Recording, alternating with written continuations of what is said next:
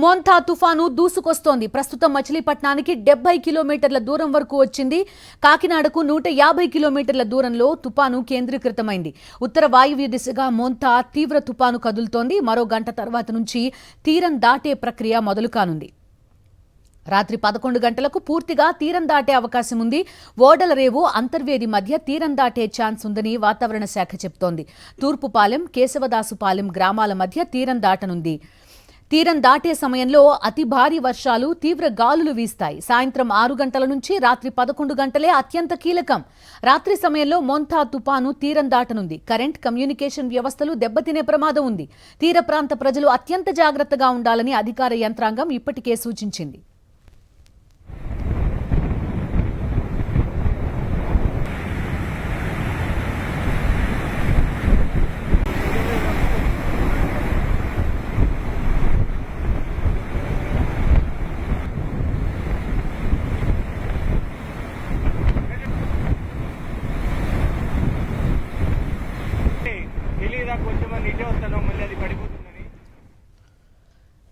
మోంతా తుపాను దూసుకొస్తోంది. ప్రస్తుతం మచిలీపట్నానికి 70 కిలోమీటర్ల దూరంలో ఉంది. కాకినాడకు 150 కిలోమీటర్ల దూరంలో తుపాను కేంద్రీకృతమైంది. ఉత్తర వాయువ్య దిశగా మోంతా తీవ్ర తుపాను కదులుతోంది. మరో గంట తర్వాత నుంచి తీరం దాటే ప్రక్రియ మొదలు కానుంది. రాత్రి 11 గంటలకు పూర్తిగా తీరం దాటే అవకాశం ఉంది. ఓడల రేవు అంతర్వేది మధ్య తీరం దాటే ఛాన్స్ ఉందని వాతావరణ శాఖ తెలిపింది. తూర్పుపాలెం, కేశవదాసుపాలెం గ్రామాల మధ్య మోంతా తీరం దాటనుంది. తీరం దాటే సమయంలో అతి భారీ వర్షాలు, తీవ్ర గాలులు వీస్తాయి. సాయంత్రం 6 గంటల నుంచి రాత్రి 11 గంటలు అత్యంత కీలకమైన సమయం. రాత్రి సమయంలో మోంతా తుపాను తీరం దాటనుంది. కరెంట్, కమ్యూనికేషన్ వ్యవస్థలు దెబ్బతినే ప్రమాదం ఉంది. తీర ప్రాంత ప్రజలు అత్యంత జాగ్రత్తగా ఉండాలని అధికార యంత్రాంగం ఇప్పటికే సూచించింది.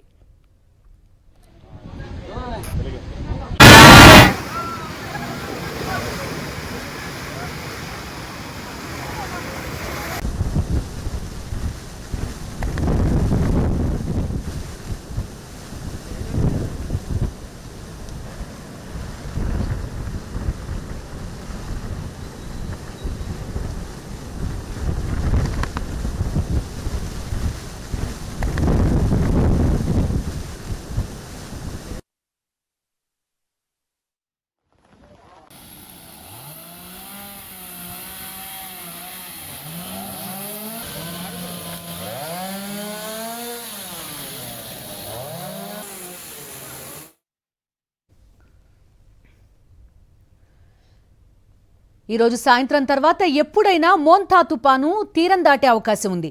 తీరం దాటే సమయంలో 100 కిలోమీటర్ల వేగంతో గాలులు వీస్తాయని వాతావరణ శాఖ హెచ్చరికలు జారీ చేసింది. ఈ సమయంలో భారీ నుంచి అతి భారీ వర్షాలు కురవనున్నాయి. తీరం దాటిన తర్వాత 2 రోజుల వరకు దాని ప్రభావం ఉంటుందని చెప్తున్నారు.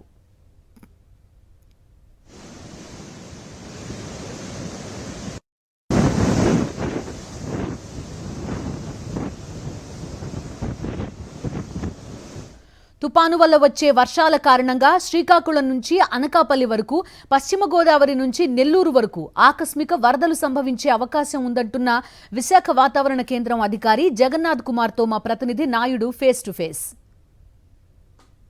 మోంతా తుఫాన్ కాకినాడ తీరం వైపు వేగంగా దూసుకు వస్తుంది. మచిలీపట్నానికి 70 కిలోమీటర్లు, కాకినాడకి 150 కిలోమీటర్ల దూరంలో ఉంది.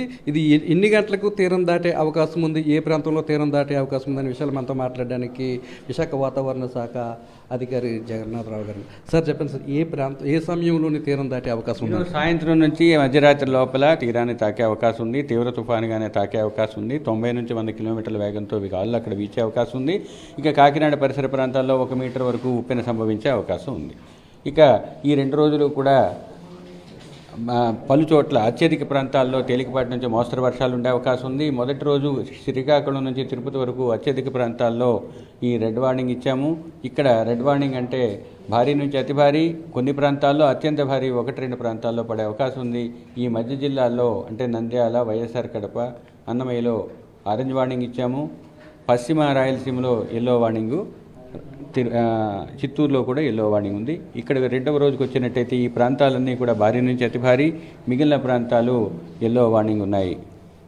ఇక గత కొన్ని రోజులుగా కురుస్తున్న వర్షాలతో పాటు ఈ 2 రోజులు కూడా వర్షాలు కురిసే అవకాశం ఉన్నందువల్ల ఈ శ్రీకాకుళం నుంచి అనకాపల్లి వరకు ఉన్న ప్రాంతంలో ఆకస్మిక వరదలు సంభవించే అవకాశం ఉన్నది.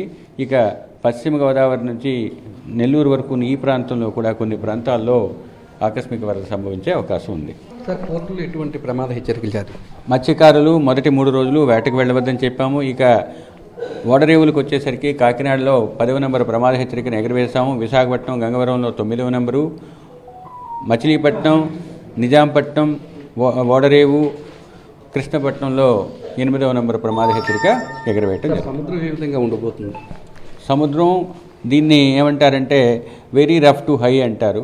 ఆ విధంగా అంటే ఇంచుమించు 4 నుంచి 9 మీటర్ల ఎత్తు వరకు సముద్రం లోపల గాలులు sea height, sea wave height ఉండే అవకాశం ఉంటుంది. సార్, ఉప్పుని వచ్చే అవకాశం ఉందని అంటున్నారు. ఉప్పెన కాకినాడ పరిసర ప్రాంతాల్లో 0.5 నుంచి 0.7 లేదా 1 మీటర్ లోపల, సాధారణ అలల కన్నా 1 మీటర్ ఎత్తు లోపల అలలు ఉండే అవకాశం ఉంది. గాలి తీవ్రత ఏ విధంగా ఉండబోతుంది? గాలి యొక్క తీవ్రత 90 నుంచి 100 కిలోమీటర్ల వేగంతో కాకినాడ పరిసర ప్రాంతాల్లో ఉండే అవకాశం ఉంది. మిగతా ప్రాంతాల్లో 60 నుంచి 70, గరిష్టంగా 80 వరకు చేరుకునే అవకాశం ఉంది. సార్, తీరం దాటినప్పటికీ కూడా దీని ప్రభావం ఎన్ని రోజులు ఉంటుంది? ఒక 2 రోజులు దాని వర్షం రూపంలో, 1 రోజు గాలి రూపంలో ఉండే అవకాశం. ఈరోజు సాయంత్రం తర్వాత తీరం దాటే అవకాశం ఉందని, ఆ సమయంలో గరిష్టంగా 100 కిలోమీటర్ల వేగంతో గాలులు వీసే అవకాశం ఉందని చెప్తున్నారు. ఈరోజు తీర ప్రాంతంలో ఉన్న అన్ని జిల్లాలకి కూడా రెడ్ అలర్ట్ జారీ చేశామని, మత్స్యకారులు ఎవరు కూడా ఏటకి వెళ్ళొద్దని, తుఫాన్ తీవ్ర దాటిన తర్వాత కూడా 2 రోజులు దీని తాలూకా ప్రభావం ఉంటుందని చెప్పి జగన్నాథరావు గారు చెప్తున్నారు. కెమెరామెన్ శంకర్తో నాయుడు, విశాఖపట్నం.